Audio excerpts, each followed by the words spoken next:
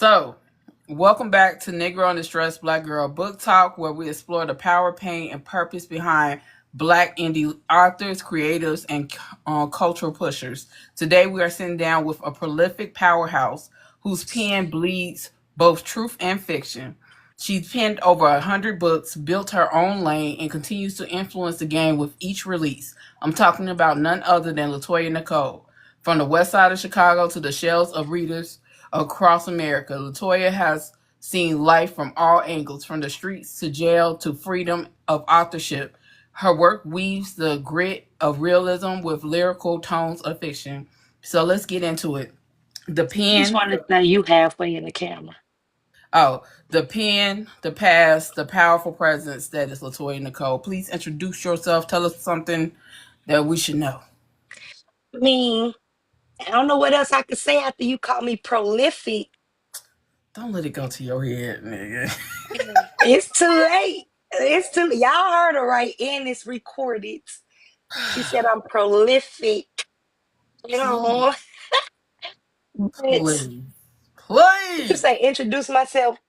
Um, Yes, ma'am. I am the prolific. Let's let's Latoya Nicole. Um, as she said, I'm from the west side of Chicago. I decided to write my story, and from there, figured out I could write, and been going ever since. And I've been bringing y'all banger after banger after banger after banger Your ass. because I'm prolific. So my words is fire. Sometimes I hate being educated. well, let's get into it. So, with over 100 books to your name, where do I even begin?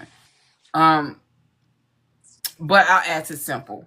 Who is Nicole, Latoya Nicole, in 2 words, and why those 2 words?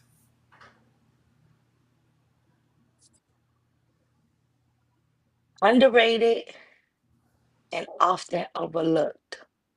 Why? Hello. Steve's bald head hoe. Hey, bald heads. But y'all know y'all my favorite bald heads. Um, I don't know. I feel like people who are genuine and nice and supportive and unproblematic in certain industries, they tend to get looked over and swept under the rug. Now, don't get me wrong. I am a powerhouse. I have my fan base, but um, you won't see the force behind me like you see behind other people. Like I'm a movement by myself. You know what I'm saying? I Mhm. forced through, pushed through all on my own. Been doing it since been in the game, and it's exhausting. And it's like you would think that with my resume, my accolades, and the help that I've given to favorite authors, you know what I'm saying? Mhm. That I would get more flowers, but I plant my own garden, bloom my own shit. Rose grew out of a concrete. All right, Tiana. So, That's Tupac. shut up. Anyway, growing up on the west side of Chicago, how has that experience molded the author you are today? Woo. Um, Come on, easy questions. What Um, now?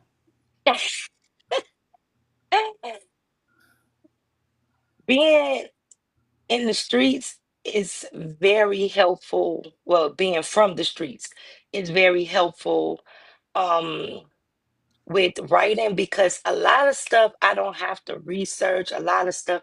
You ever read a book and you be like I'm gonna give an example. So if any of y'all authors do this, don't be mad. I probably ain't read and I ain't talk about you specifically, but you ever read a book and somebody be like, uh, he filled the duffel bag up with $20 million. Well, not even 20 million, $1 million because I had to stuff it up there. You'd be like, you could use the backpack for that. You know what I'm saying? Type shit. Um, so knowing certain things and being actually from the streets helped me to write an authentic fiction story. Mm. So you've lived through a past that includes real life struggles and incarceration. How do you weave that truth into your fiction in a way that resonates with readers while honoring your journey? Um, I use experiences from my life, from people lives that I know, and I put them on the pages. Being incarcerated in that story alone, it's kind of hypocritical because when I started out writing, Mm-hmm. I wanted to say to the younger girls, the readers, like, hey, everything glitters ain't gold. Mm-hmm. Being the wife, a girl of a hustler ain't all what it's cracked up to be. This shit ain't for the birds. Like, this shit is rough, it's hard, it's, you know what I'm saying, difficult. And then when I started writing, I wrote that story. It was like, because I was under a publisher, she like, these what these readers want to read. So I went from saying, don't chase them drug dealers to girl, get you one. You wild. You wild. So, 100 books is not a small feat. What keeps you going? Where do you find your new plots, characters, and energy for every release? It is hard to keep going in this era of writing. Um,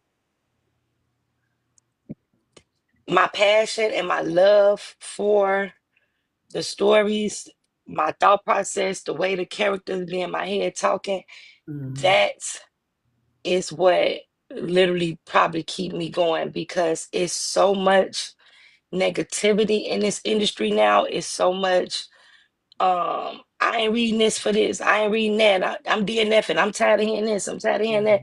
And it's like it's discouraging. It's exhausting and it messes with the creative mentality.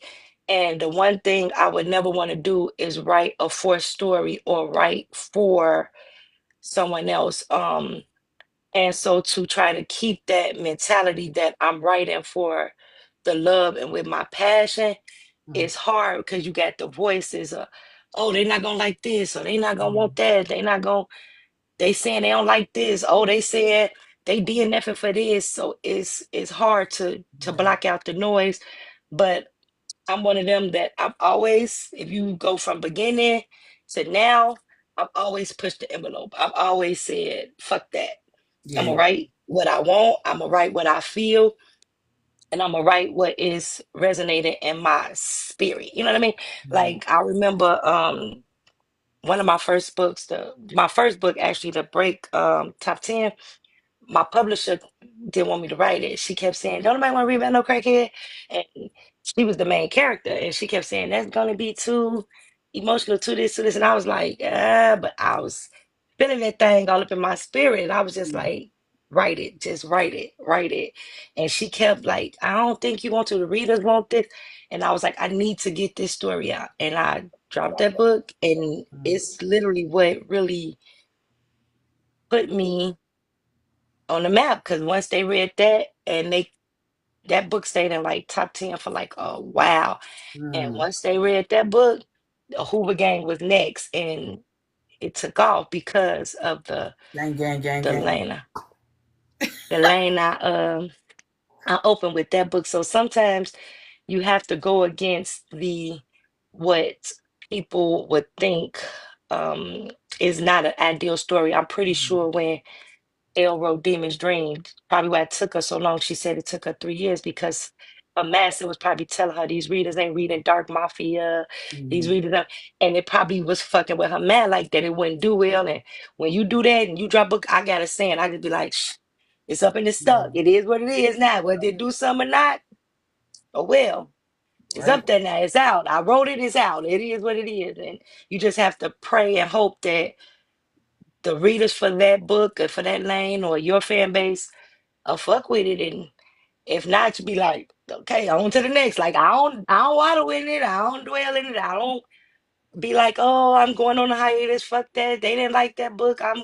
not writing anymore. I see authors do that and they be like, I'm done. Cause Yeah. my last book, I be like, ah, fuck that shit. I be soon as the charts come in, that shit be like, I be like, okay, on to the next book. They ain't fuck with that one. Time for the next one. Like, let me go write something I know they'll like. Do I need to bring Blaze in them out the closet? Like, let me get something that I No. know they gonna be like it. But no, it is what it is. Something stuck, you move on.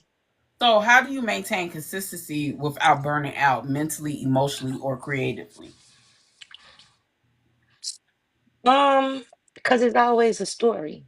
It's a Okay. story in everything. It's a story in music. It's a story in everyday life. It's a story when you're watching TV, anything. And I'm not saying copy, plagiarize, rewrite. I'm saying it's inspiration that should spark a thought. You know what I'm saying? Like Mhm. I could be talking to you and you say something about a bald head hoe, and I'd be like, I ain't never wrote about a bald head hoe. Like, how can I write about a bald head hoe?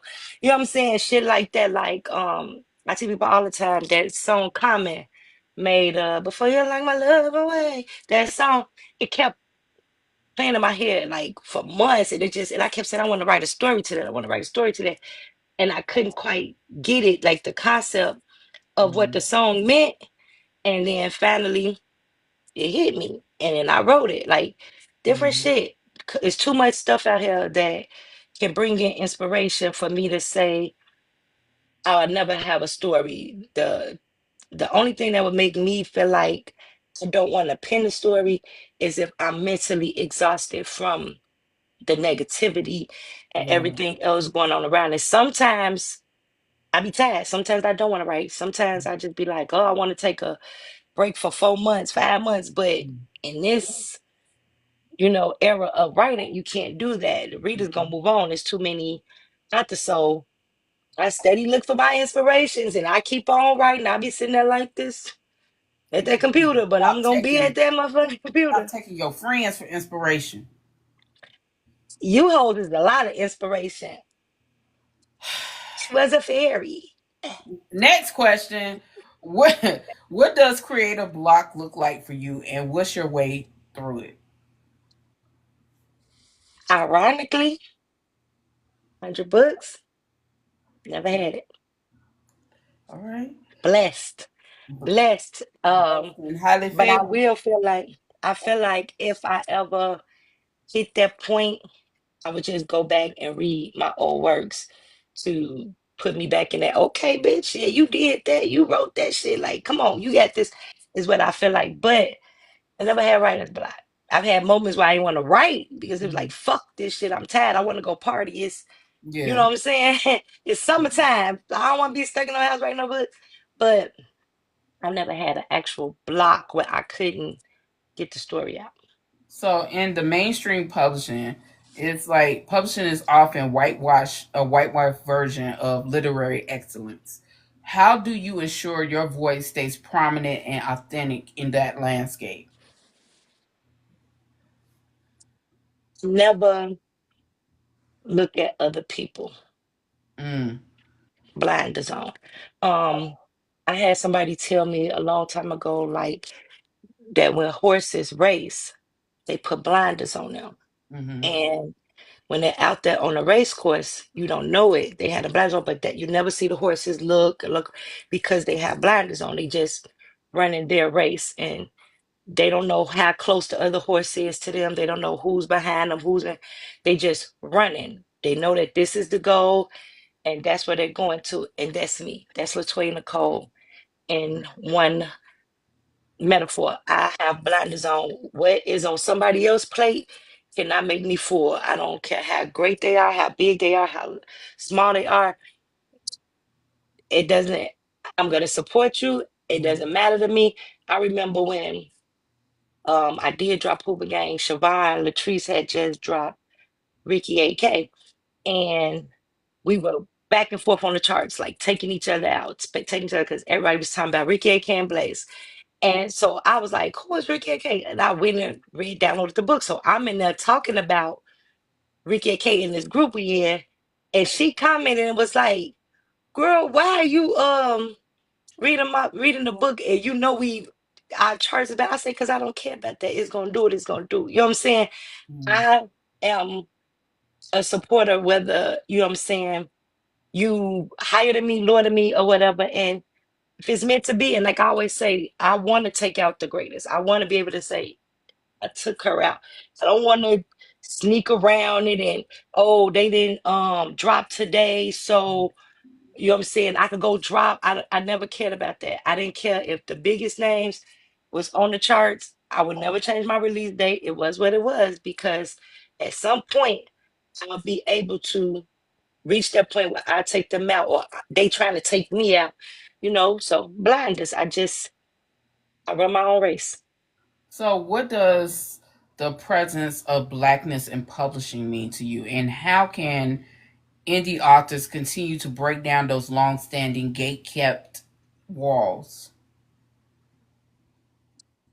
Um, I get that a lot happen in our industry, um, with publishers or whatever. What do you call them? Indie publishers. Mm. Um, and that made a lot of people weary, and it made, hey sister, it made a lot of people skeptical of publishers and not wanting to be published. But I feel like it is still a lot of authors who need that guidance. You know what I'm Mm. saying? You see a lot of authors that were published, and hey Tylee, when they're not published anymore, you be like, you see a lot of readers like, oh, they must have had a ghostwriter. This not the same writer. Like, no, it was the force behind them that was fixing, correcting, telling them this is wrong, telling them this is not right. And once they branch out on their own and they're not ready, Mm.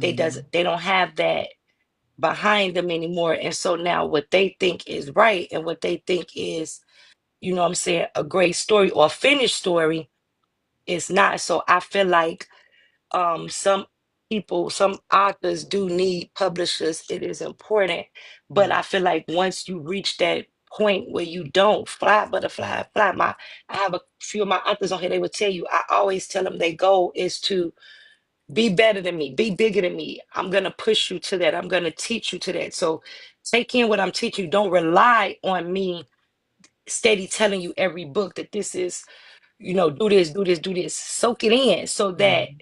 you don't need me. You know what I'm saying? Mm. And you can fly on your own, because everybody should want all of they profits from their hard earned, you know, work, they blood, sweat, and tears. And you know what I'm saying? People have to understand, like, when you are a veteran or OG or one that's been in the game for a while, because that's what I guess I'm considered in the ebook era. It's a lane. Like, we paving that lane for the ones behind us, and it's their time. Like, not saying you still can't be relevant, not saying that you still not writing, but you have to understand that you're paving a way for newcomers to come behind you, and they gonna be on fire. They gonna be in their prime, and you can't be upset about that. You can't be Mm. jealous of that. You can't be insecure or intimidated by that. You Yeah. have to be welcoming and helping open those doors for those authors. And once they reach that point where they don't need the crutch, the wings, you let them fly, you let them go. And that's what people who come before other people don't understand. We didn't have that, and I hate to say this, but we didn't have that from the, as they call it, the paperback authors. You know what I'm Mm. saying? We were not welcomed. It was a put down. It was, y'all not really writers, y'all not really this. It was like, it was a new era of writing.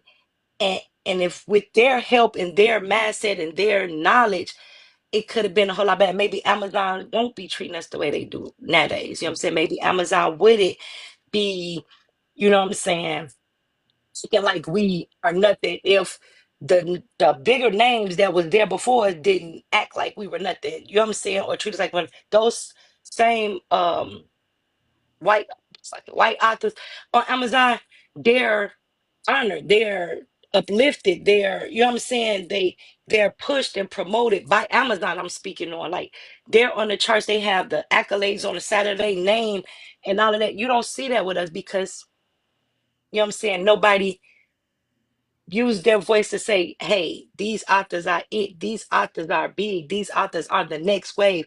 It was like, them authors ain't nothing. They microwave authors, they popcorn authors, they don't this. And so because of that, that's how Yeah. we're treated. And I would never want the ones coming behind me to feel that way. I will always push, be their wings, be their crutch, their, you know what I'm saying, whatever they need to hold them up until they're able to now be the pave, the pay, you know what I'm saying, the lane maker or whatever for the next ones coming behind them. Yeah. So, what does in the era of street lit, right? Um, trigger warnings didn't exist. Right. Do you think it's harder now for the OG authors, the paperback authors, to adapt to the sensitivities of the current market? I really believe it is because anybody who know me know that True to the Game is my favorite series ever. I love True to the Game.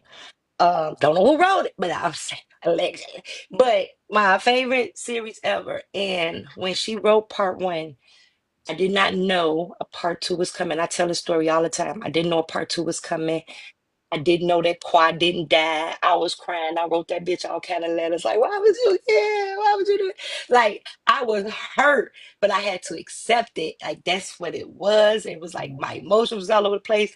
I was just like, I cannot believe she did this. And it was what it was. You know what I'm saying? I wouldn't have felt them same emotions. It wouldn't have felt as raw as, you know what I'm saying, deep as it did if I'd have knew it was coming. Right? Mm-hmm.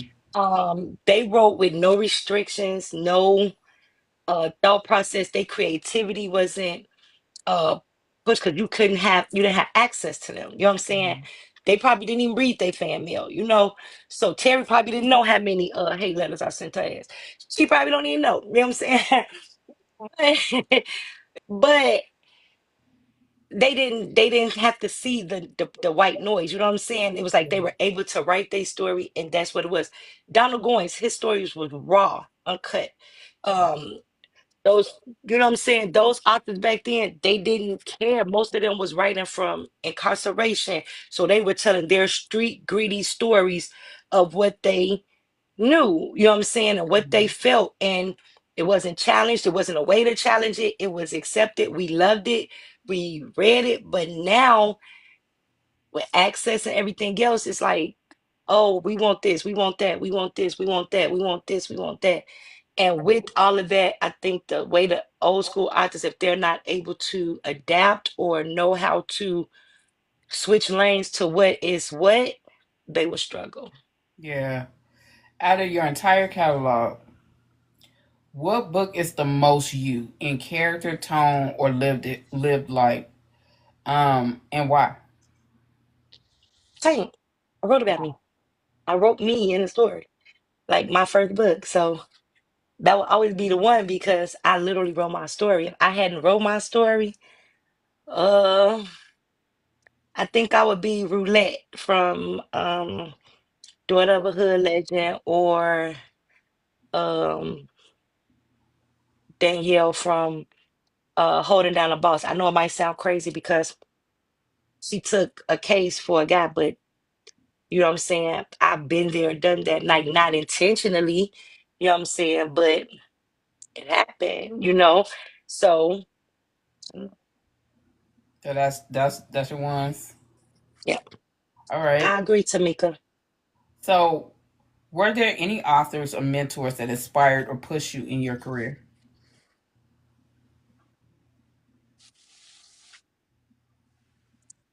Miss Lady P. Um, I would not have continued writing if it wasn't for her. When I signed to Miss Lady P, she was like, "Oh, I told you I only wanted to write my story. I never was trying to be an author. I literally just wanted to tell my story." And Mm-hmm. so, when I got linked with her, she read my three chapters, my submission, and she was like, she called me right back. Like, literally, I called her maybe she was in a grocery store when she called me back. Like, she would tell you she was in all these, and she was like, "I'm gonna sign you. I'm gonna send you a contract for a 3-book deal." And I was like, Mm-mm. I just want to write one book. And she was like, you can't, you don't know, your contract got to be 3 books. And I was like, nah, I don't want to do that. So maybe I need to look elsewhere. She was like, Toya, I'm reading your submission. You got this. You can do this. And I was like, yeah, I see. Like, I was like, well, maybe she was like, okay, well, at least give me 2. I said, okay, we could do that. When I was writing the second one, she kept reading it. She was like, Toya, I'm telling you, this is your lane. You got this. You got this. And by the time I finished the second one, an idea for the third one was in my head. And I called her and was like, Miss Lady P, I want to write this. But she was like, see, I told you, come on. Like she kept pushing me. Like she literally kept making me feel like, and she also taught me a very valuable lesson. No bullshit. She told me that my family and my friends, because I kept saying, oh, I can't wait because I'm going to be a #1 bestseller because my family, my friends, I know. She said, She said, no, they not. She said, I don't care how close they are to you. I don't care how much they love you. I don't care how much you feel like they are going to be there for you. She said, your support system is not your family and friends. They are people that you will not know you, and they will be strangers. She said, your family and friends are not going to be there for you in the way that you think. And that is the biggest, greatest, hardest lesson she ever taught me. And when Mm, it happened, I was like, what the fuck? Because you couldn't have told me that my family and friends wouldn't support everybody. But then I had to think about it. I started dropping books like every 2, 3 weeks. They probably was sick of my ass. But when it hit that point, I was like, yeah, they fell off. They was just like, Cam, we support you. We glad, we grateful for you enough. You know what I'm saying? But it was the hardest lesson I had to learn, but it was the biggest lesson she taught me. And now I tell that to anybody else. I tell that to mm, my authors and anybody else. Don't look for family and friends. You have a few. Don't get me wrong. You have a few that's gonna ride with you to the end. But for the most part, your support system is not your family and friends. But they gonna be the ones that beg. They gonna be the ones that always get their hand out, that need this, that need that, that want this and want that. Can you help me? Baby, can you help me? Face asses. But won't even share your post. Not even buying the book. oh my That's what I'm God. saying. That's the crazy part. Won't even share your book link. The crazy part is, shut up, Cole. The crazy part is it costs nothing to share. It costs nothing to put. You don't know who in your friends list read, back cookies, like whiteboards, like whiskey and cigars, need a book box, whatever the case may be. You don't know who in your friends list may need or want that. But motherfuckers won't share it.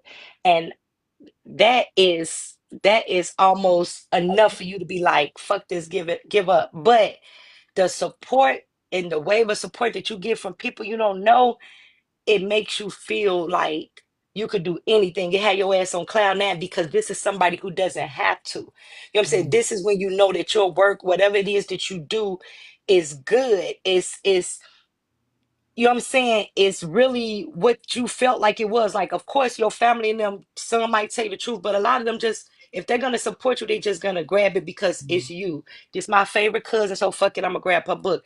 You know what I'm saying? They might not know how to tell you, you know what I'm saying, them cookies ain't good, the Rita Baker. You know what I'm saying? But when you got strangers or people who don't know you, who don't owe you shit, telling you like, hey, this is it, this is great, this is good, I love this, mm. then it make you feel invincible, like, okay, I really can do this. So having all these people like, Toya, you can really write. It was like, Mm. okay then, bitch, let me, let me keep on tapping on these keys.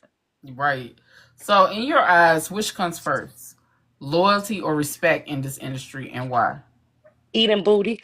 Um,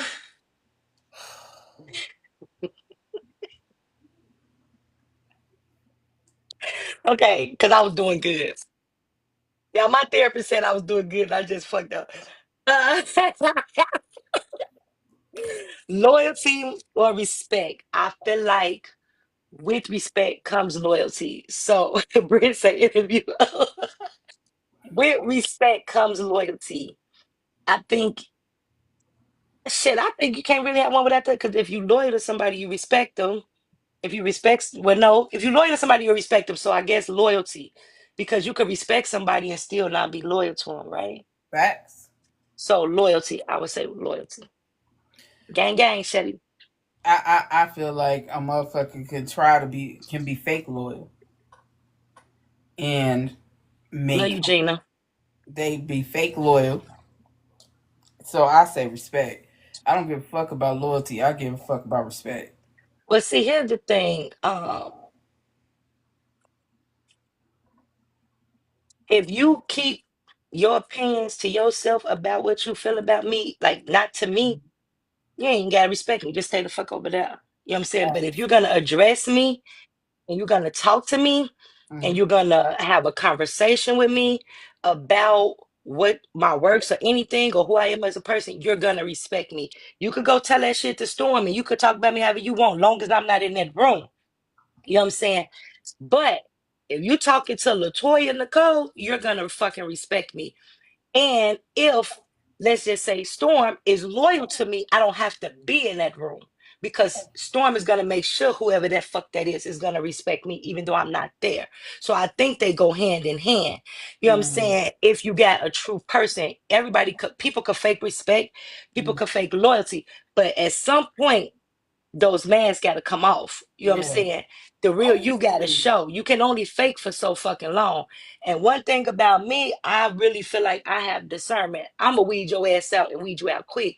I'm facts. because That might be I'm a observing Chicago from the thing. beginning. That might be a Chicago thing. I'm observing from the beginning, and Right. you got about a week, and I'm gonna be the new your whole way about you. And I know if I want to stay away from you. I know if I want to deal with you accordingly. I know if I want to deal with you a long handle spoon, or if I don't want to deal with you at all. And if you like that, get that fake energy, you ain't got to deal with me at all. Like it takes nothing for you to say you don't like me. I probably will respect. I've had I somebody be like, "Bitch, respect I a just don't bitch like that you." say they don't like me You up hear me? front, I'm then a bitch to who's from Michigan? I ain't pretend. from no goddamn Michigan. I'm from Chicago. Gang gang, K Town all day. But Not Michigan. uh listen, I had this one girl just like, bitch, I just don't like you. I'm like, okay, bitch, I fuck with that. Like, it made me actually like her. Like, I fuck with a motherfucker who could tell me they don't like me, they don't fuck me. I don't need no reason. You don't need no bald hair reasoning why. You ain't got to give me no excuses. You Yeah. don't like me? Cool. It is what it is. But get to know me. Don't come telling me you don't like me because so and so. Fuck so and so. So and so probably mad because of some other shit. You know what I'm saying? So like that's that's another thing, Girl, another day. girl, girl. You speaking the word right there. And as she said, deal with you accordingly. Hmm. So what do readers get wrong about you or your work the most? Like what is the few things that readers get wrong? Oh, get the fuck out my DMs. I mean my text messages. Don't text me talking about my head big and shit. Code. Wait until after the interview. What was the I what was can't the stand question? y'all, man. Because why is he I'm telling why is you he right now. ta- I'm on everything I love. I'm telling you right now, Cole and Latoya, I'm not dealing with y'all in Chicago on this bullshit. why he just text me and I'm trying to hear the question and that shit would across my screen. But go ahead, what's the question? I'm sorry. God. I said, what do readers get wrong about you and your work the most? The thing they get wrong about me is that one, they think I'm a big people person. I'm a chameleon. I know how to be in any room. I know how to be around people, but I'm shy. I'm shy when I first meet people. I kind of stay to myself. I'm an introvert in that way. Um, until I'm able to read you out, read the room, and then I start to come out my shell. What they get wrong about my works, only thing I could say is don't expect somebody else in my books. Don't expect author so and so in a Latoya Nicole book. Don't look for author Booga Baby in Latoya Nicole because Mhm. Latoya Nicole is gonna write her story her way. And also, if you read a Latoya Nicole book, if you ever, because I've had this come up, ever see anything that's similar, kind of maybe the same thing somebody else wrote. Not that I tell Latoya don't even know who the fuck that is. And I'm not even being funny. Just know Latoya ain't copy nobody. Ever. I ain't never picked up a book and read to say, oh, I'm finna, let me put this in. Ever. Authors have similar situations, similar instances, similar lifestyles. We all mostly from the hood, from the ghetto, or we got family members who cut up, act up. So we might have relatable scenes. We might have scenes that's kind of is the same. We all, you know what I'm saying, are rewriting. Let me say that again for the people in the back. We all are rewriting the same story over and over and over. And over and over and over. Boy meets girl. Boy saves girl. Boy falls in love with girl. Whether it's quick, whether it's long, whether it's slow, whether he had to yoke her up, whether he had to, we're writing the same story over and over. Our rendition of it in different ways with different characters, different titles, different plots. But Mhm. some plot may be like they plot because we're all trying to think the same. We all trying to come up with the same shit. We trying to use what we know. We trying to use something we seen. All of that. Quit saying somebody copying somebody. Cause I ain't copying no motherfucking body. That y'all comparing authors is a fucking disservice to the authors on some real shit. I know y'all don't think nothing wrong with it, but that shit is stupid as fuck. If you read Demon Dreams and you turned around and read Hoover Gang, they ain't even the same. If you read Silk Kings and you read Come to Me, they're Coming to not the dark, girl. Coming to the Dark. They're not the same. They're not. They literally are. They're just the same genre. Y'all, Hmm. y'all be pitting authors against And each wait, and other. because it's the same genre, Masterpiece might have had him lick a burnt booty. Well, and man, I might have set the booty on fire. Don't be like, oh, she stole it. No, we both just been thinking about burnt booties. Take the fuck. Maybe we got our booty burned before. Oh Jesus. How do you maintain professionalism and boundaries as a black woman author in a sometimes exploitive space? It's hard. It's hard because again, west side of Chicago, gang banging in the streets, been in jail, got basically raised in jail because I went from a kid to an adult in jail. My temper be like, and I think Brittany said this as well. Like I think this is one thing we always say, like, you don't really know who you dealing with. Everybody ain't fake crazy. Everybody ain't pretending. Everybody ain't just some author behind the keyboard or some person behind the screen, fake tough and just gonna give you this little tough 1 2 1 2 on the keys and then that's it. Some of these motherfuckers that jump on the plane. Some of these motherfuckers when they see you, they don't even come up and give you no introduction and just say, hit your you crazy to crazy walk up on you. Like stop thinking everybody is not who they say they are or what they portraying to be because some people are just exactly who they say they are. When people tell you who they are, Believe believe them. them and stop pushing them, stop trying to trigger them, and stop trying to play something you're not because you feel like, well, I ain't gonna see. I ain't as big as this world is small.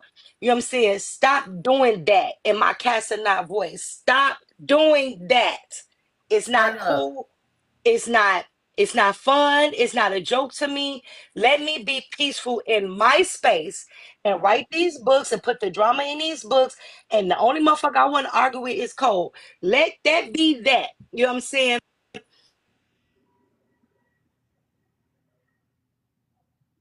You muted.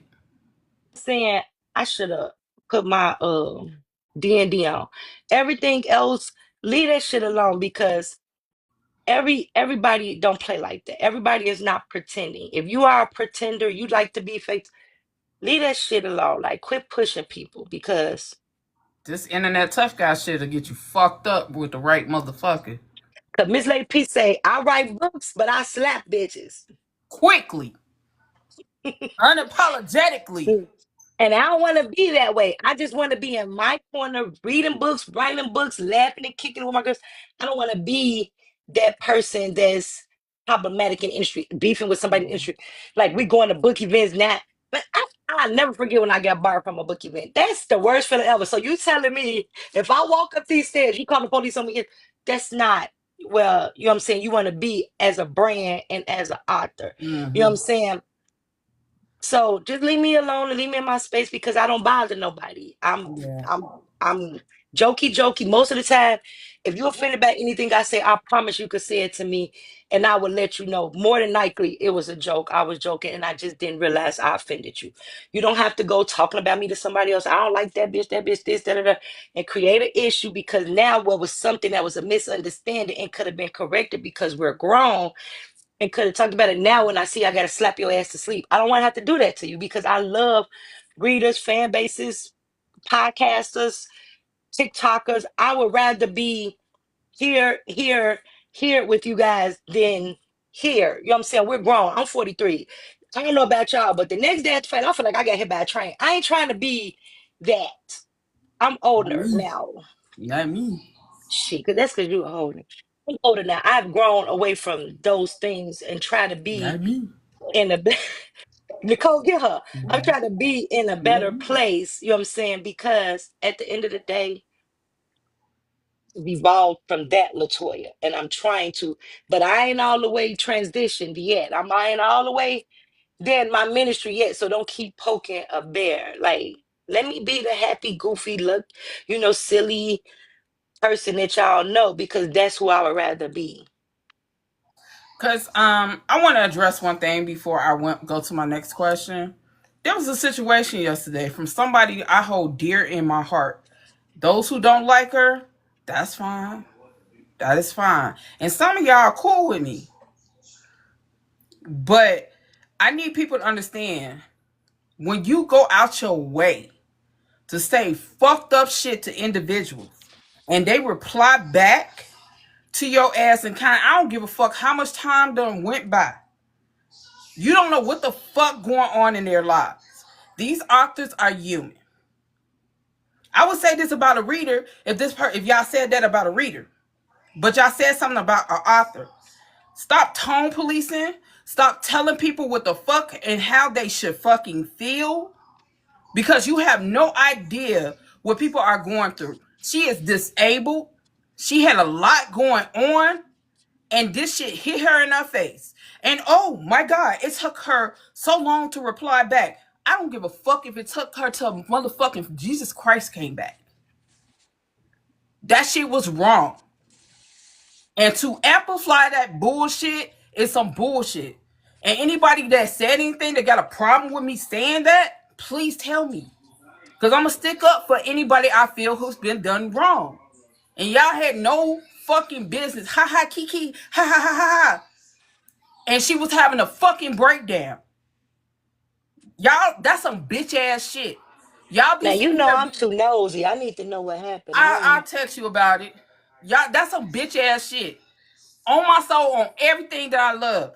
Y'all need to come correct when y'all talk to people because y'all don't even fucking know the situation these people be in. Y'all have no idea of the mental state they be in. This could be their 13 fucking reason. And y'all out here laughing and kikiing and telling them, oh, you shouldn't did that. Well, guess what? She did. And what? And what? Y'all Your some words fucked could up make or motherfuckers break about that somebody. shit. Y'all real fucked up about that shit. Y'all say we community. That shit ain't no motherfucking community. On everything I love, that ain't community. Y'all bogus as fuck. And I don't even give a fuck if I lose followers for that because y'all was some of the ones that was saying shit. And I saw some of y'all authors also saying some shit. Wow, it's motherfucking shit. Fucking bad ass behavior. You don't Me want motherfuckers too. to. Brittany, I'm too nosy to not know what's happening. Brittany, you reposted it.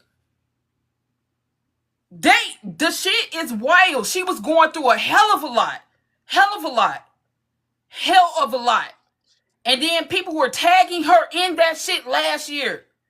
And she fucking replied this year. I know, Brittany, shut up. I'm talking about y'all who were on here really going in on her. Like I said, y'all don't know people 13 reasons. she was really going through a whole lot. And that shit pissed me off so bad. And these are not jokes. These are really people lives. People's bread and butter come from some of these books. This is all they got. And she's disabled, so guess what? That's all she got. That's all she got. Y'all really need to think about what y'all be saying on the internet, because y'all be talking about we here for the black community. How? How? If y'all have like 67 damn comments about this person, that shit is cruel. Brittany, you terrible. I ain't worried about Britney ass. She talking about refresh her brain. See? That shit is cruel. That shit is cruel. Y'all want people to be professional? Then act professional too. The fuck? Let me get off of this before I get mad. I already was mad today. She done shifted the interview, baby. Chicago to K. Ew. Okay, what does the revolution will not be televised mean to Hold, you in the literary world? hold on. No, you didn't just go from snapping out straight hood. I'm from 63rd to some calculus ass question. Wait. Wait. What's the question? Bruh, What's the you question? already know how I am. You switched that too fast. I thought it was just go. I thought you was gonna take me slow back into the shit. No, What's the no. question? The question is, what does the revolution will not be televised mean to you in the literary world? So it's 44 people on here, and I don't want y'all to judge me. But do you know when when motherfuckers used to say that, like during the Black Panther days and shit? I never really quite understood what that meant. This is what it I means. just used to be like, This is what I'm saying is they said the revolution won't be televised. That means that people aren't out here doing uh the productions to be put on TV and like, oh, look at what I'm doing. You know what I'm saying? They are outside on boots to ground. So what does the revolution will not be televised mean to you in the literary world as a black author? um, I'm not even necessarily sure if it's relevant to all Black authors. I think it's us who are Amazon based because our numbers, records, accolades don't get the um the shit it deserve. You know what I'm saying? Mm. Like it's like let's just take Jaquel J for example. What she What just you did with just called this woman name? Jaquel, Jaquel? Jaquel. I've been calling her Jaquel since I know her. Y'all might be saying it wrong. How you know you ain't saying it wrong? Because she said. Well, she ain't never told me not to call her JJ. Jaquel J. What is it? Why? Jaquel. Jaquel. Y'all know a fucking person name. Y'all know what I mean. Anyway, Jaquel. That's it. Jaquel. Yes. Okay, Jaquel just deal with Capone and Capri and Capadonna and all of them. The numbers it did, it would never be put where it should be. You know what I'm Mm-hmm. saying? That book, the numbers it did, even Demon's Dream, the numbers it did, that's New York Times bestseller worthy. And Mm-hmm. it won't make it there because it was on Amazon, because Amazon don't share their numbers I with didn't know. nobody outside of them. Yes. So nobody that is solely on Amazon will ever be on Essence bestseller, New York Times bestseller. Y'all, this some ghetto shit, y'all. Why my nail just came up?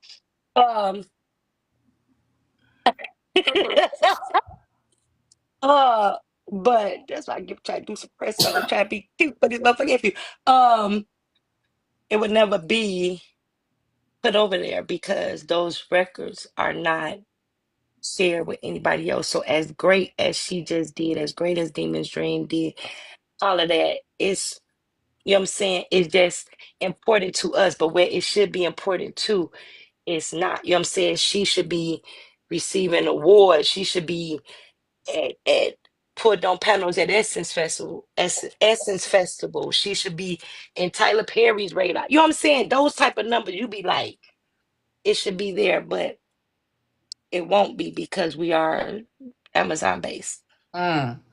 So, urban fiction is often pushed to the margins or viewed through harmful stereotypes. What's your take on how the genre is misrepresented? Um, I believe the genre is misrepresented because once you hear urban, they automatically equate that to ghetto Mm, or um less than or ratchet. But people don't realize that urban is the geographic. That just means, you know what mm, I'm saying, that it's black people. You know what I'm mm, saying? It's our kind, it's our race, it's our stories, it's our, you know what I'm saying, thought process. When you hear urban romance, I don't think uh rah rah, bang bang, let me take you and hide you in the basement and grape you and shit like that. That's, you know what I'm saying, it's romance. But when somebody outside of us hear that, or someone who is not familiar hear that, they will automatically be like, oh, I don't read that because, you know what I'm saying, that's a ghetto book, that is a hood book. No, it's not. You know what I'm mm, saying? Um, even let's say Sir Devereaux, mm, he was very well educated. He went to Ivy League schools. He spoke mostly proper in that book. You know what I'm saying? Proper English. But um a person would not know that because they would automatically disregard it because it says urban. You know what I'm saying? This is like a real thing. Like on Brittany when she posted my when I made it to her whiteboard because I'm a celebrity, it was readers on there like should I try, I'm gonna think I'm gonna try them, and they was, you know, this color. I was like, I don't know, like, you know, it automatically give you a freeze, like, you know, this ain't that, you know, this is my kind of story, you know, I'm gonna say nigga, you know, I'm gonna say, you know what I'm saying, it automatically gives you a freeze because I don't want you bashing or putting it on your platform, and you may have a big platform or you bashing my shit to your others, and they now they, you know, they click up and they'll go putting 1 stars and all that type of shit because it was not your lane of reading. You know what I'm saying? Because you wasn't aware that, because Brittany read other people and she posts about people like you maybe don't know because my cover didn't really depict the race or that they was, you know, so it makes you a little nervous for anybody who is outside of our ethnicity or even those that is in our ethnicity who act like or feel like they're the others, if that makes mm. sense. So, let's talk about your dark romance, Coming to the Dark. What made that book different from your usual style, and what challenges did it bring? To be honest, once really kind of wrote it, I realized what you guys have been saying to me all along, that it really was not that much different from the characters I have previously written. Um, per se, I've always kind of written unhinged male characters. I've always, like, especially back in the beginning, I wrote a lot of dark elements to my characters. I just didn't realize, you know, that that's what it was. It was a challenge for me because was now looking at it as I'm writing in a dark romance genre. I've never written in this genre. I don't know nothing about this genre. I had to realize that I had been dabbling in it, you know, Mm, for a while. So it mentally kind of fucked with me a lot. And so when I would come to, you know, my friends on the panel and like, I don't know if it's dark enough. I don't know. And they kept saying like, hey, you just whatever you think is too much, it's enough. You know what I'm saying? Just mm. when you go low, go lower. If you go low, go to hell. And that's what I did. And once Jesus. I said fuck that, they said go to hell. I'm going to hell. That's what I did. And it was not hard once I get out of that way. You know what I'm saying? I was overthinking it a lot because I know that this was a genre that a lot of readers are gravitating to now.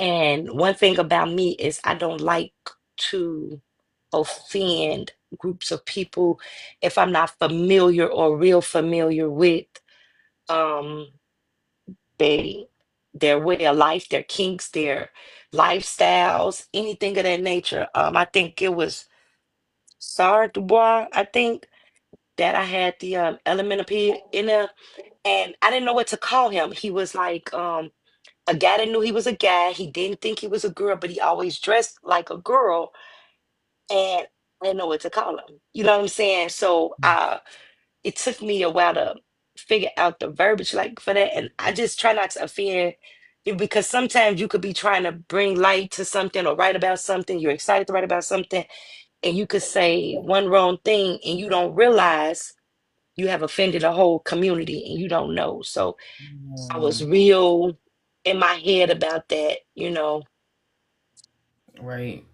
Do you believe more black authors should explore the dark romance genre? Why or why not?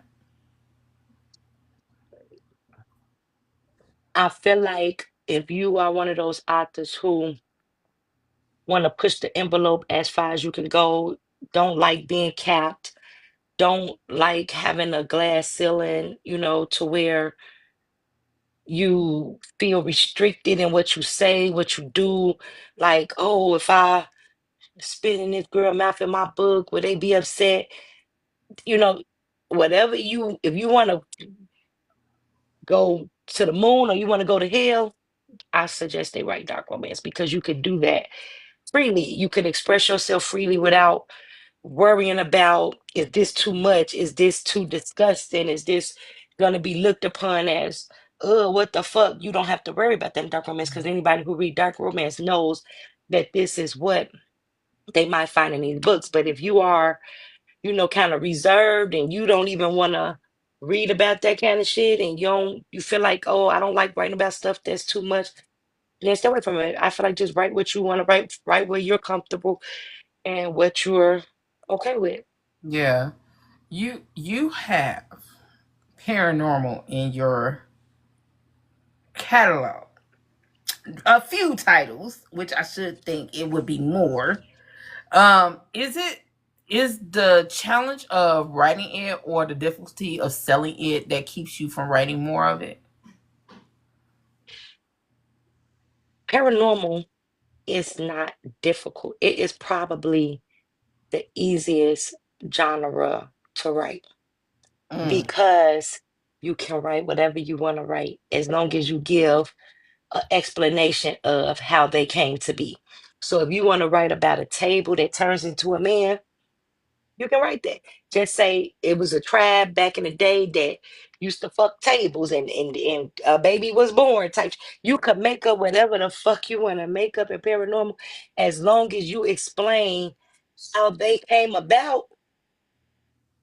You can write whatever you want to write. You could write a fucking dragon that turned into a fucking mermaid.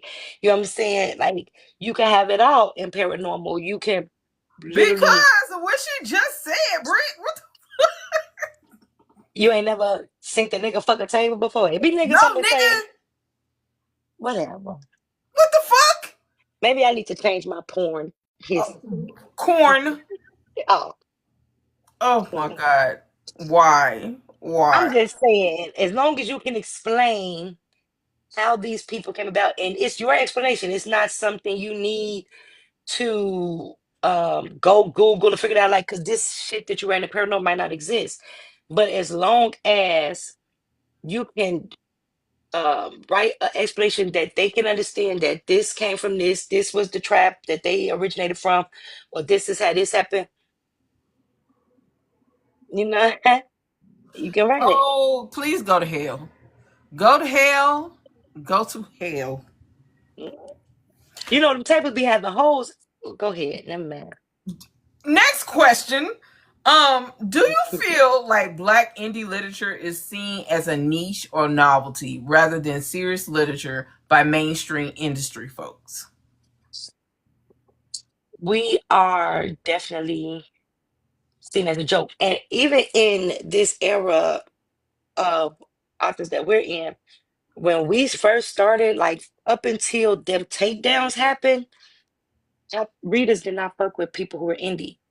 They would not read books. It was like them people struggle so hard if they were indie, like they would not rank or anything on the charts. It was almost like saying, um, you weren't good enough. Nobody wanted you.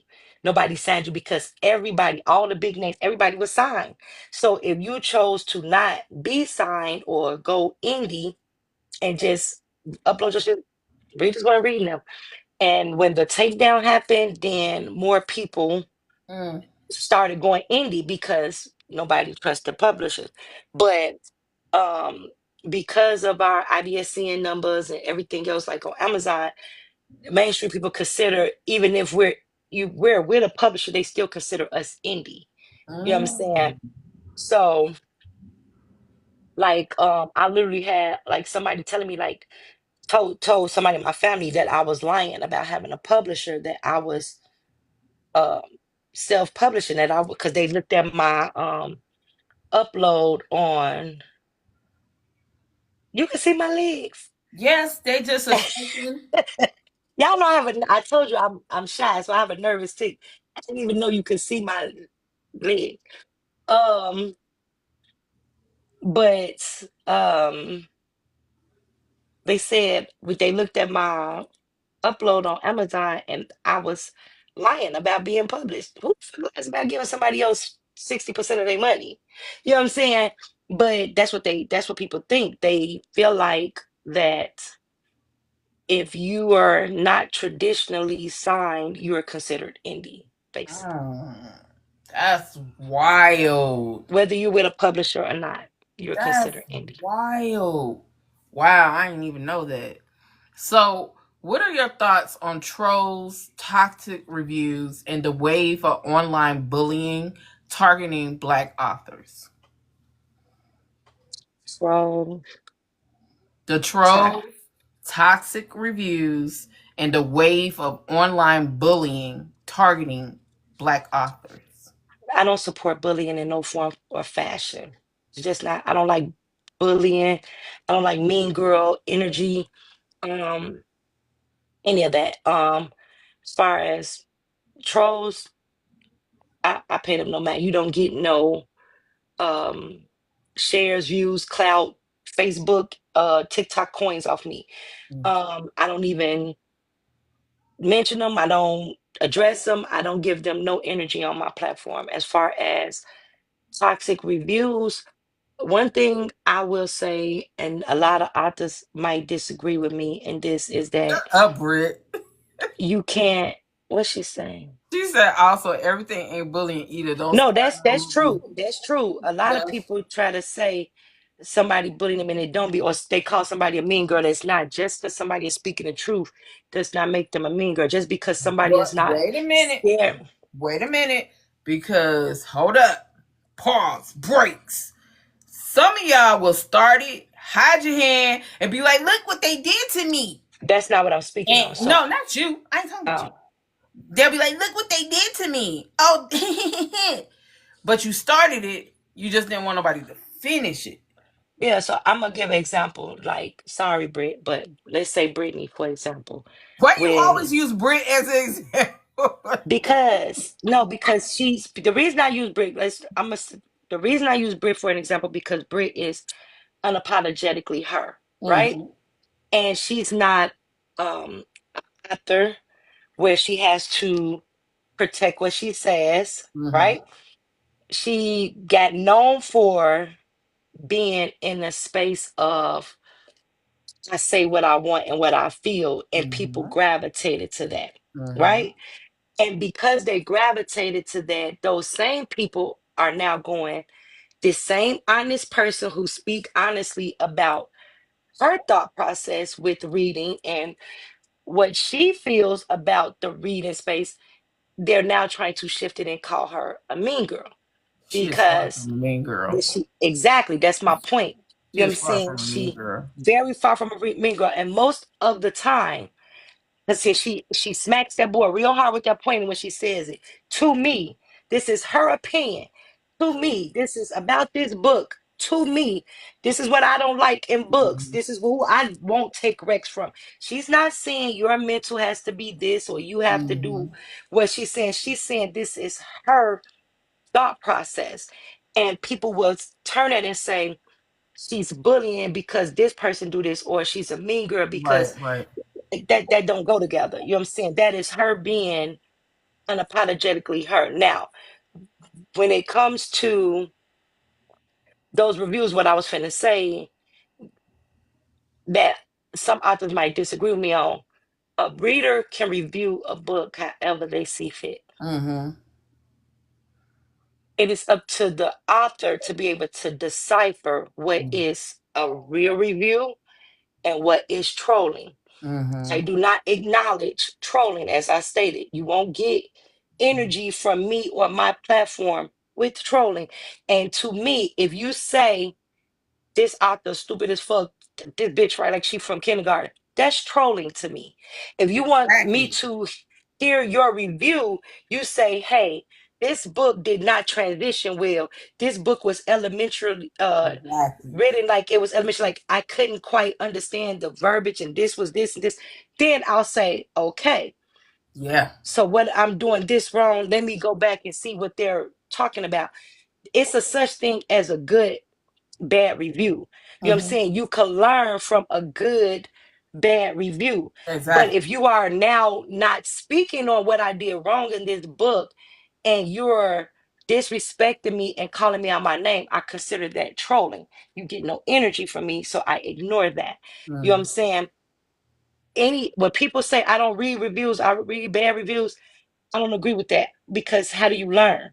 Mhm. Because if you knew you were doing it wrong, you wouldn't keep doing it and it wouldn't Yeah. keep being in review. And I use myself an example.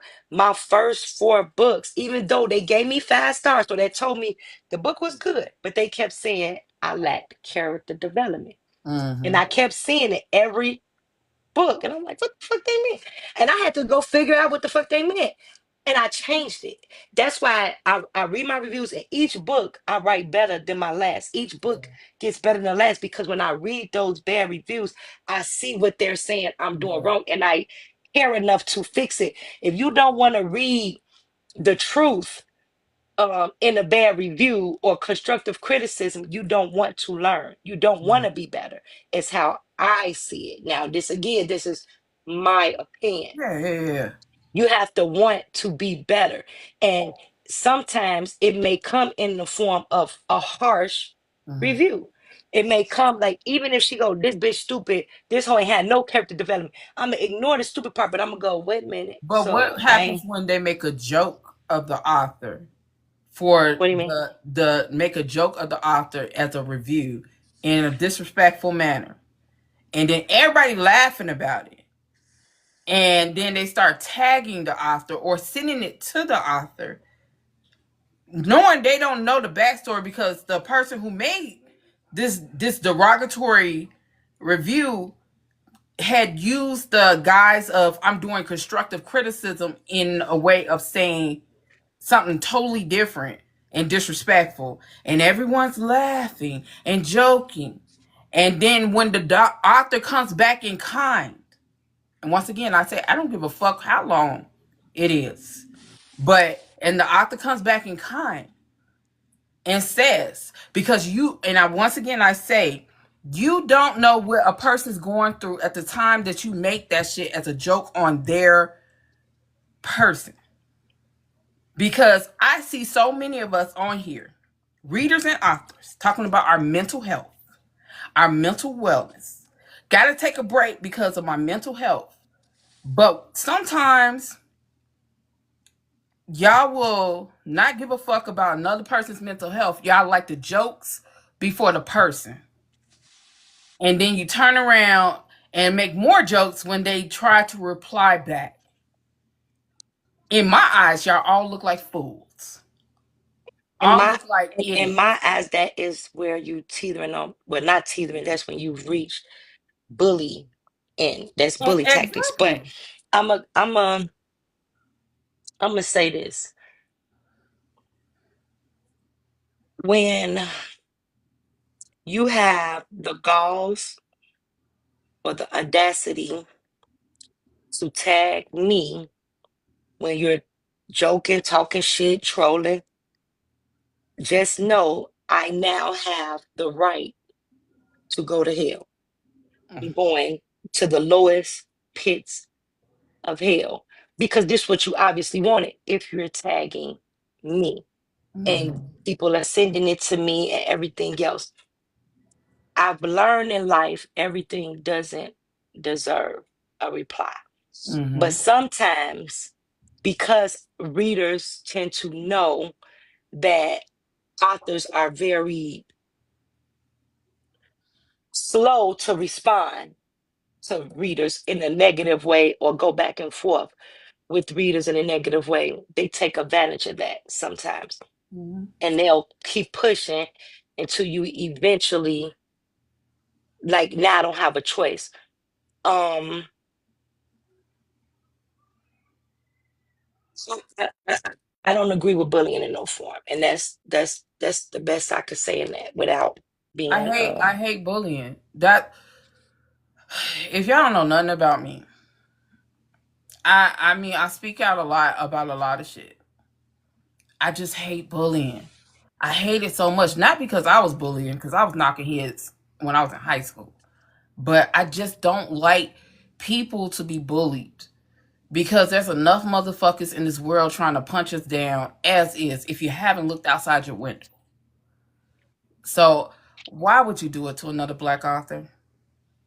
We can say stuff in a constructive way. We really can. Because there are bad reviews that are good reviews. There are bad reviews that cause readers to have traction for that author. Because people are like, let me see what this book is about. You know what I'm saying? But damn, I, why we I gotta do think it to I've each learned other? I've learned I'm saying I've had readers say all kind of shit in my reviews, and I guess because I'm silly, even though it could be like disrespectful to the lowest pit, I read it and laugh and be like, damn, that bitch called me. We ain't Like, talking about damn. your goofy ass. I be like, damn, bitch, that's like why I had to be all that. And I just laugh and I go on about my business. Yeah, But sometimes the wrong thing could be said in a moment when you're feeling away or you're at your lowest, and it could hurt and hit different. yeah. Um, I will say this to any author: we have to we have to thicken our skin. We Mm-hmm. have to thicken our skin because some people do not care what they say. And if you're not prepared to go to hell with them, thicken your skin because everybody is not prepared to, and everybody does not know how to. You know what I'm saying? So if you're not the author that likes to go back and forth or don't want to speak up to defend yourself, or you feel like you can't, or you feel like you don't have the support and stuff too, then don't allow it to get to you in that way. Like, kind of find a way to take it with a grain of salt. I know it's hard because it is your creativity, your work, and stuff like that. But I've learned a long time ago to take stuff with a grain of salt. So it's not much that offends me. You know what I'm saying? But sometimes, like, let's just say the other day, somebody could have said something to me that day in a way about my book that might have been kind of disrespectful, that might have sent me to the moon. You know what I'm saying? Because I Mm-hmm. was in a bad headspace. You know what I'm saying? But for the most part, I've learned to take the good with the bad. You know what I'm saying? I don't know. It's hard. It's hard to Get it? say when is the right time. Cause see, the thing with readers is you never know whose side they're going, because they take sides, Yeah, and you never know whose side they're gonna be on when something happens in the industry. And so it's kind of hard. Like, do I explode? Do I defend myself? Do I this? People don't realize how much authors bite their tongues, yeah, or some don't. Some don't give a fuck, and they would just argue with readers. Me, I never want to argue with a reader. That's just not my lane. It's not my ministry. But they be pushing sometimes to the degree where it's just like, all right, now, like, hey, like I get that you feel like I'm not the type that will, but you're gonna see me in a different light. And I just wish people just deal with anything in respect. But I also, in the defense of readers, feel like authors don't want anybody to, even if it's constructive, they don't want that. They don't want 2-star reviews, or they feel like you should keep it to yourself. Don't put it on Amazon. That don't go together either. No. You know what I'm No. saying? You need to be able to hear the truth in the constructive criticism. Because a lot There's of a way to times, do it. You know what I'm saying? There's a way because you could do a bad review and do it respectfully. You know what I'm saying? mhm, that's true. But But I'm some of saying y'all be basically telling motherfuckers to unalive themselves. no, but sometimes I have read reviews, and I've been here for what, almost 9 years. I've seen reviews where I've seen authors screenshot a review off Amazon, take Yeah, it to Facebook or their yeah, reading group, and then let the others attack them. That's still bullying. it is. Attack that said reviewer, and the review wasn't bad. They Yeah, just didn't like the book, or it didn't go well for them. They gave their reasons why it wasn't good. You're not gonna disrespect my work, and you're not this. You're gonna, like, you could have kept it to yourself, or you could have inboxed it to me. true. That's what But the review section is for on the book, for them to give their review. Now, me myself, because I'm an author, I won't review another author's book, even though I can't now. But I won't publicly review um a yeah, bad book like that I didn't like. I'm not gonna put it, I'm not gonna rate it, I'm not gonna review on it, I'm not gonna talk about it, I'm not gonna post about it in a negative way. yeah. Ever. I would never put another author down in no kind of way. Even if I don't like the book, I would never Same. And do I'm not that. even an author. I just don't. However, I have seen authors don't want even a 3-star review. And three That star reviews that ain't even part bad. don't make Like, sense to me. Three yes, star reviews are not bad. they not, but they don't. If you they will go off, and it's like, we sensitive about our shit. Everything ain't about being sensitive. Some stuff, it doesn't even Yeah, require the offense, like, or you being offended, or you're being upset, or you being sensitive about it. This was, and a lot of times when you read those reviews, if you read that book, you'd be like, this right. This the same thing I felt. Like this facts. is, he's telling the Facts. truth, but they don't want to hear it. So it's both I just sides. yeah, I think both sides have a ways to go with respecting each other. And I Hmm. think a lot of times the internet gives people a lot of I'm trying to choose my words wisely. Gives Balls. yeah, gives people a lot of balls to say a lot of extreme shit, even though that's not what they would have said. It's just it'll get views, it'll go viral, it'll make them seem some certain type of way. I don't like the mean girl stuff because mean girls get beat the fuck up. But in the world of books, they do not. But you can get that label put on you and it makes it hard for your branding, especially if you're trying to be an influencer or a bookish creator. Just be respectful. We have enough motherfuckers that don't like us because we black. I think the problem is that people don't tend to understand that, as many people that's in this industry, damn bitch, I got bags under my, as many people that's in this industry, as many authors as it is, it's still enough room for everybody. And I think that's what people tend Yeah. to forget and get. It's like, no, these my readers. No, I don't want them reading them. No, I don't want them supporting them. No, I don't want to support another author because I got my faves. Like, all I read is this person. You got to Like, diversify your palette. it's enough readers, and it's enough books for readers. It's enough readers for authors. It's like everything doesn't have to be a competition, or Yeah. you know what I'm saying? That goes to that saying, I want to see you do good, but not better than me. Everybody's scared of somebody surpassing them. It's like, bro, we We all in this together. We all on this ladder trying to pave a way for black people when we got them over here saying our Mhm. shit ain't shit no way. Like if we all holding each other up and pushing each other up, at some point all us getting up this motherfucking ladder. You know what I'm saying? Exactly. And over this wall, we just have to work together to get that to happen. That's why I might not stay for all the church announcements, but I love when y'all give church announcements because that's giving other people accolades to, you know what I'm saying, that a lot of people are not into doing. A lot of people don't like uplifting other black people or other. That's like if I wrote my book, I don't want to talk about Darlene's book because I only want y'all to hear about mine. Yeah. That's that's weak minded shit. Like we could talk about Darlene's book, we could talk about my book, we could talk about Micah's book, we could talk about whoever book. You know what I'm saying? We could talk about King Nifferson book, we could talk about uh the book that Shannon wrote that she don't want nobody knows.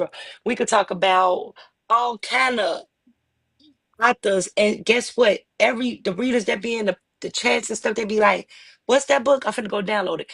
When people make their review posts, they go, "Oh Lord, my TBR is super long."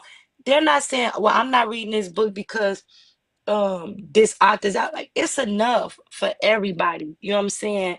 Like you can support somebody else without feeling like it's taken away from you. I Yeah. ain't never supported a book, talked about a book, and felt the way and felt like that they not gonna read my books no more because I promoted this author. Like grow the fuck up. You know what I'm saying? Yeah. It's a way to uplift everybody without feeling like it's gonna take away from me because it's not. The industry is full of readers, the industry is full of authors. We all in this thing together. And if we keep pushing and building each other up, I'm a firm believer in power in numbers. Power in numbers. Y'all didn't even see me slat that nail back on with that glue. That's how raw I am. But anyway, uh, it's power in numbers. It's power in coming together and building one another up. And if you have the mindset that if uplifting somebody else is tearing you down, you still Mhm. got a lot of growing up to do. I always say that I don't want the seat at the table. I want to build a foundation. I don't want your seat. I don't even want to build my own table. I just want my fucking foundation so everybody else can build on it. That's it. That's all. So some say books aren't political.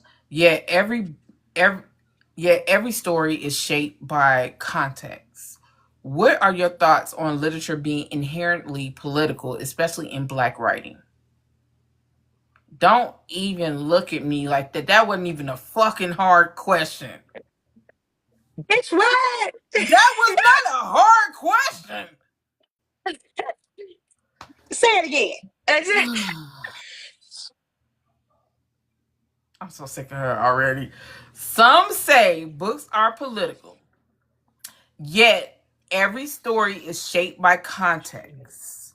What are your thoughts on literature being inherently political, especially in black writing? Bitch, is it Um, political or not? I know what you're saying. I feel like it's not because to me, and this is how I'm looking at it in this form. Maybe if I had time to let that question resonate a little longer, maybe my stance would be different. But right now, this moment, I say no because when you think of politics, well, no, I don't know. It could probably be both. I don't know because when you think of politics, you always say never argue politics or religion because yeah. So okay, it could be political then because in that defense, I say yeah because your take on it might be different from my take on it, right? Mm, You might say it's good, I might say it's bad. You might feel like that book wasn't for you, you didn't like it. I might feel the same way, and I feel like that's how it is in mm. politics. You know what I'm saying? Like, I think the only thing we all collect, well, not all, but mostly collectively agree on is that we don't like the orange one.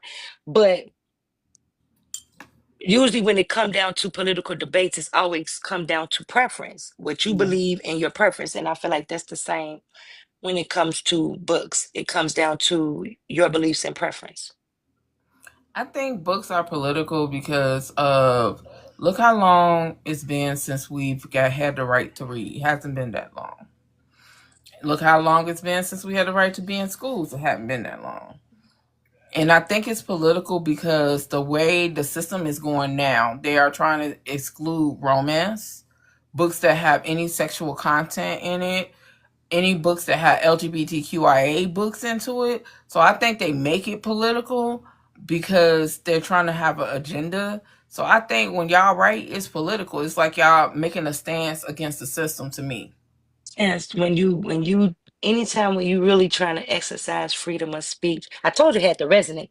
Anytime you try to really exercise freedom of speech and you're speaking and you're saying like the same with like NWA when they were Mm. trying to hush them and tell them that to say fuck the police, they can't sing that song, and they didn't want the rap, they didn't want them speaking on this, and they said no, we taking a stand. I'm gonna say what the fuck I want to say because I have freedom of speech to do that.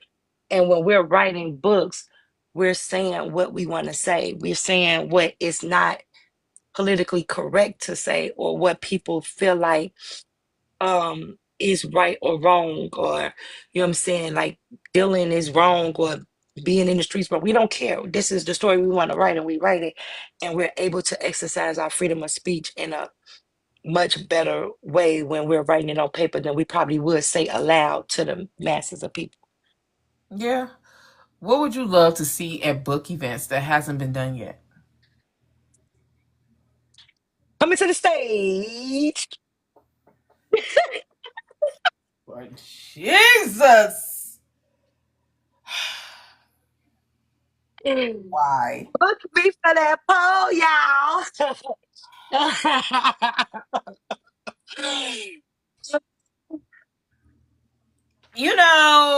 Black people. Yeah. All right. I think I think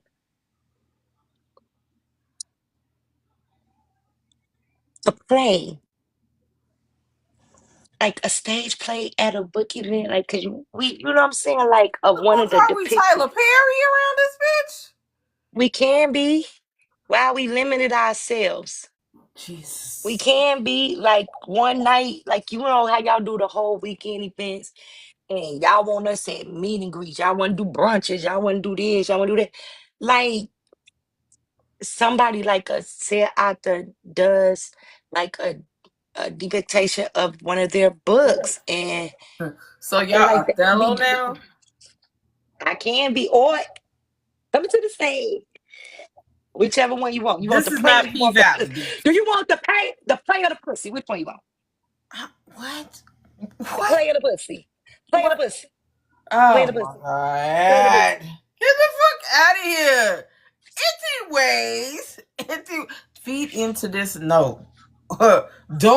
Don't y'all do it. No. All right. Life can get loud. How do you protect your peace and maintain your mental health as an author? Blinders. Blinders. It's the only way because this industry gets real loud a lot. The readers' do's and don'ts and won'ts, and it can get loud sometimes. And like I said, for me, I just write my story Mhm, the way that I want it written, and I mhm, try to stay true to myself, true to mhm. my heart, true to my thought process, true to my creativity, and for the most for my tenure, it has worked out for me. Yeah. And as they say, if it ain't broke, don't fix it. But being authentically me in my books, like even if I'm writing something really serious, really heavy, really Mhm. emotional, readers will always say, "Oh, but it was definitely still a Latoya Nicole book. I felt the old Latoya Nicole, and now I felt because I was trying to stay authentic to myself, um, no matter what. So I just block everything else out for the Yeah. most part. So, in your opinion, what's the difference between a hood love and a contemporary love in literature? Contemporary love, I feel like it's not. I could be wrong. In my opinion, I feel like it's not a bunch of complex plots and climaxes. It's like your normal. trials and tribulations of relationships and love stories. Um, what did you call it? A hood romance. Mm-hmm. Um, you might get kidnapped, you might get, tied up and might end up in a bang bang pow pow somewhere along the way, but you're gonna still find love and happy ending. You might get taken in ways that you don't want to be in that book. I feel like it's more directed at the lowest of lows that you've seen or heard people go through in urban areas. Um, and we take it and form it into a love story, a beautiful story. So when people say trust the process, it might start off here. She might be weak, her boyfriend might be DVing her through the beginning of the book, and she don't want to leave, and because she love him here, she ain't got no money, she ain't got no job, he's taking care of her, and stuff like that, or different things that Black women go through extremely sometimes, or even what we see in movies and stuff a lot. It might come through, and then eventually towards the end it gravitate towards a beautiful love story, where I feel like in contemporary romance the beautiful is already kind of there, maybe a little waves along the way. Is how I look. Okay. So, what brings you peace as an author, especially in a genre often associated with chaos, crime, and heat? Being authentically me, Mm. that brings me peace, knowing that nobody can force me into change or Mm. force me into um which is why, like, I think I wouldn't do well with traditional publishing, Mm. because I don't like to be boxed, or I don't like my voice being taken or telling me what I can or cannot say.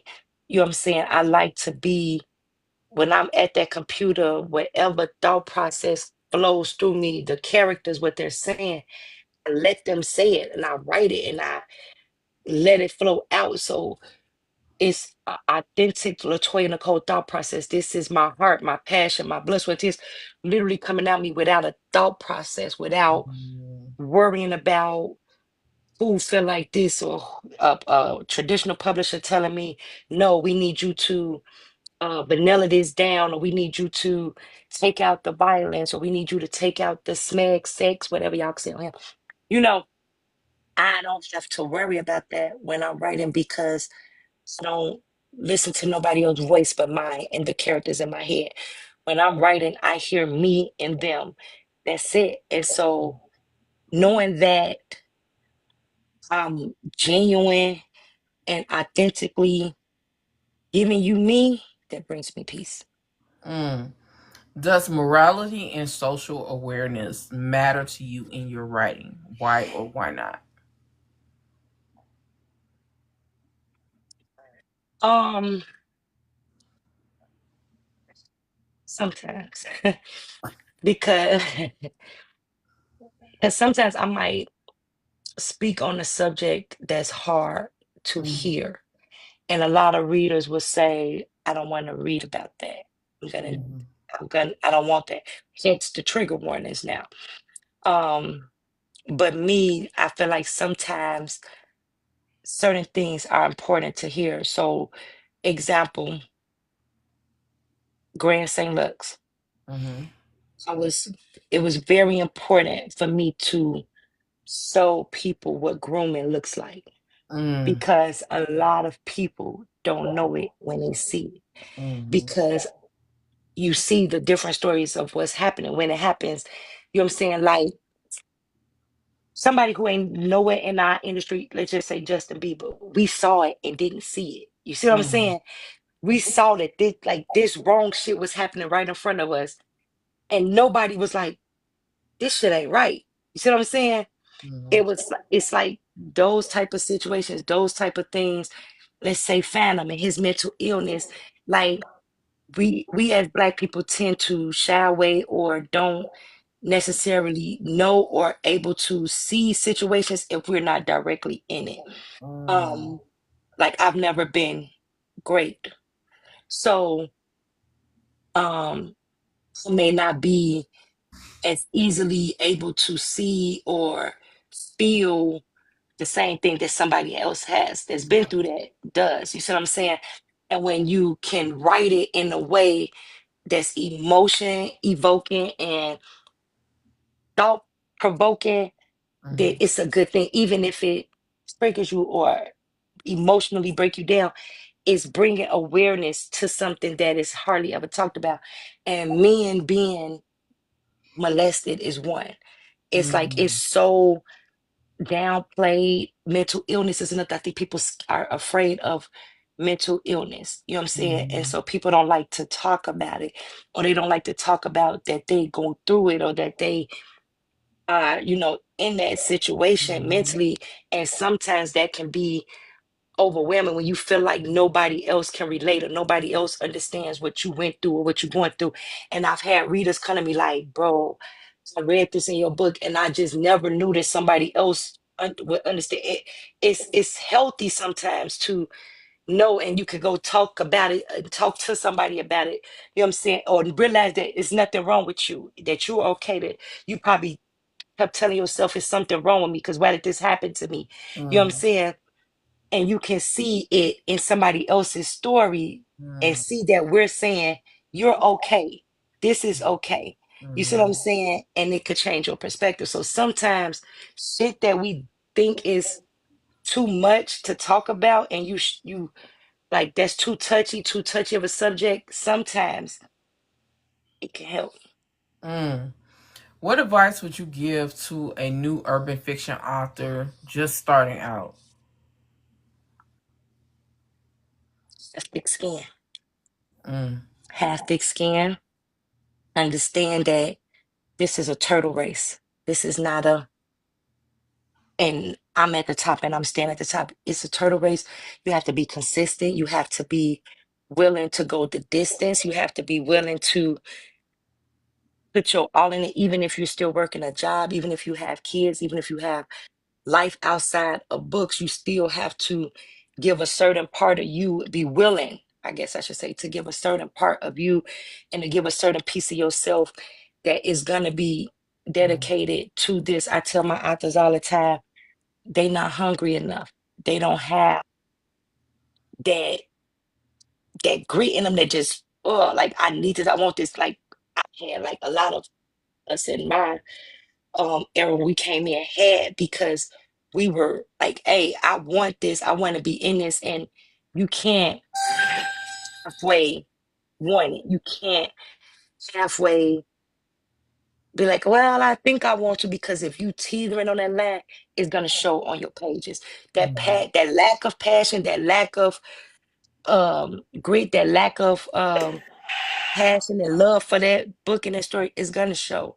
You know what I'm saying? That's why when I'm going through things, I'm emotional.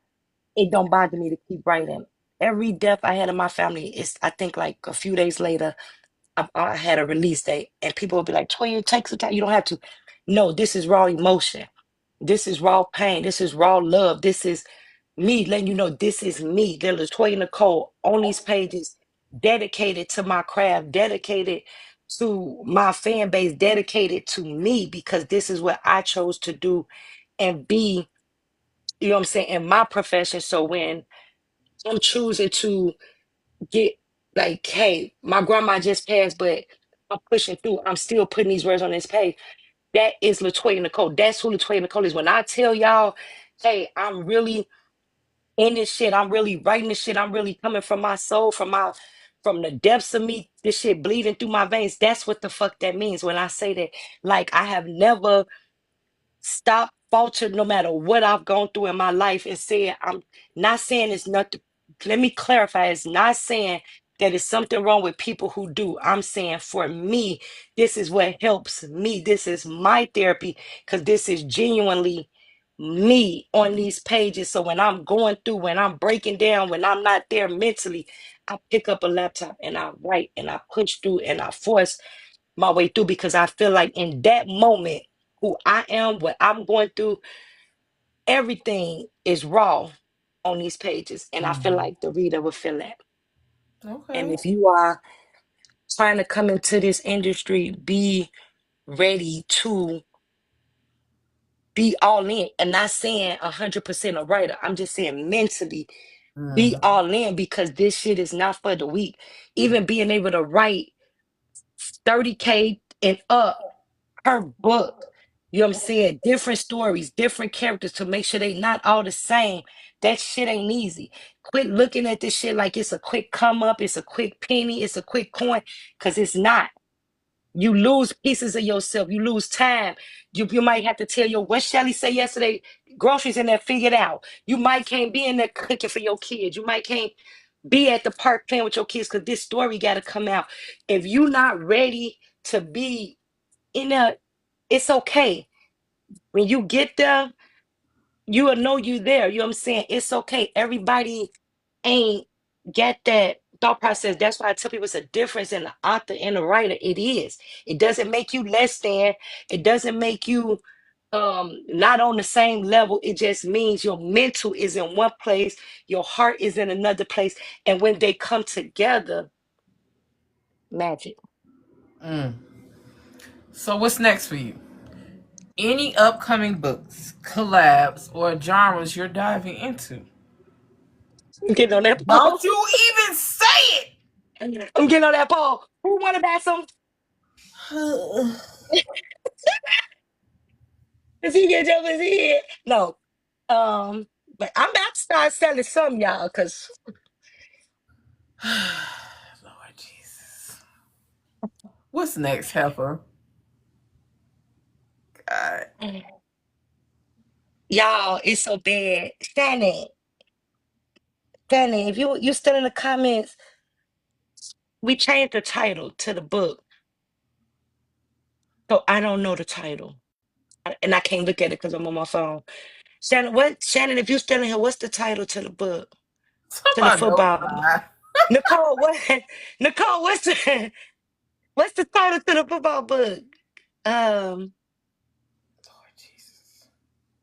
I'm doing a sports book, a sports romance. I can't think of the title right now because we just changed it.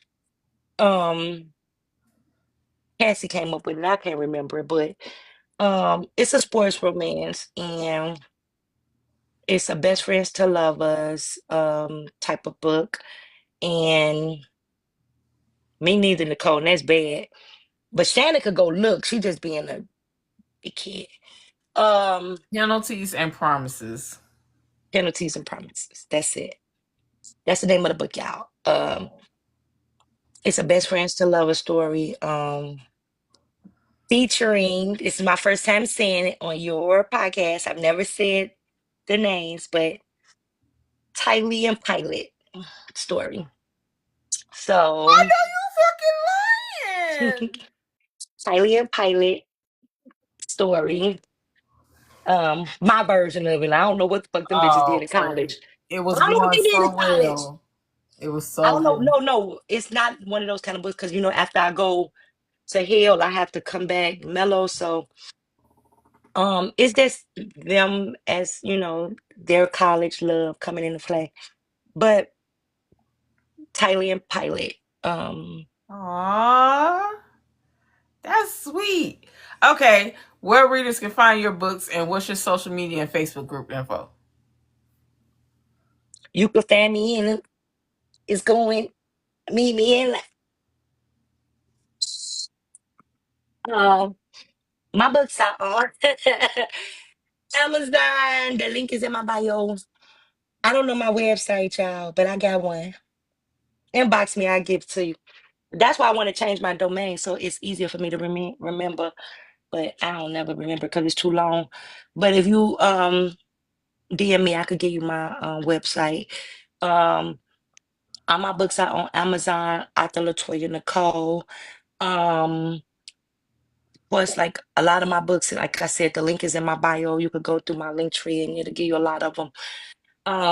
My social media is Latoya Nicole Williams on Facebook, at the Latoya Nicole on TikTok and Twitter with X and Instagram. Um, I am going to be doing a book box for Coming to the Dark. Real soon, pre-orders will go up. I would only be basing it off the amount of books will be based off of pre-orders because I would have to send them to Jess her pages for her to spring them and make them all pretty and customized. So I won't do that until I know how many I need. So it would be by pre-order only. I'm going to do an uplift. I mean, what is called, y'all? A facelift for Love and War. Blaze and them will get a special edition book, a facelift. So let me correct that. Might do a little story in the back. I don't know, a new story. But it's just getting a facelift and kind of combining them. So might be a book box coming for that as well. And Sir Devereaux Grand and Sarge Dubois are gonna get a special edition book box as well coming soon. So we finna put Shannon ass to work. But yeah. So That's it. look, I'm writing books all year long because you know me, I'm always writing. Oh, one book, one thing I know that I'm doing, like I know we got like 6 months, but y'all know this time be flying. But I am gonna do a Latoya Nicole's Christmas book box. Cause y'all know, I don't care who don't like it, it's the truth. I'm the Michael Jackson of Christmas books, okay?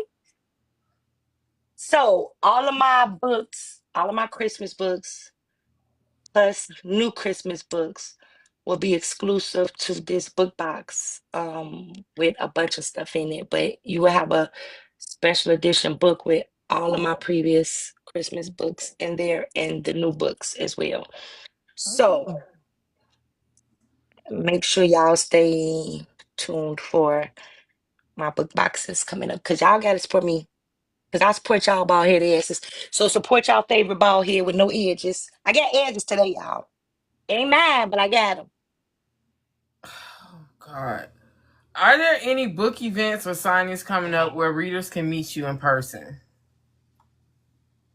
So I'm supposed to go to the Gem Awards next month, but in light of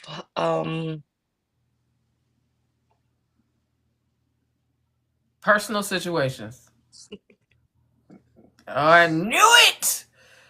In light of personal situations, she will not be in attendance to I'm that event. There's no explanation needed, but she will be in Boozy Book Tour Chicago. Um, thank you. and she will be there on October 17th, 18th, and 19th, having a good ass time, and me having to break up her and Cole. And I'll be in Denver and I think Vegas next year and Cali and um uh what's the little ponytail hair girl name? Shelly event and SC Bond in Miami. So I'm about to start coming back to book events. But I don't think the one for next month will be I don't think I'll be able to make it. But I will be in Chicago with Storm and them at the Book of Buzzy tour in October. The Boozy So Book Tour, bitch. that's what I said, ain't That you said a book of I don't even know what the fuck you just said. oh yeah. And I once again say to readers and authors, you never know what someone's going through, so be mindful and be courteous because yeah. All right. So let's do this outro before I get into these church announcements. All right. Latoya is a testament to the power of second chances, of street knowledge refined into penmanship. Her books are not just stories, they are testimonies. If you've ever questioned whether urban fiction has a soul, a rhythm, a revolution, Latoya Nicole's catalog is your answer. Make sure you follow her, support her, read her, and remember when the mainstream ignores us, we write louder.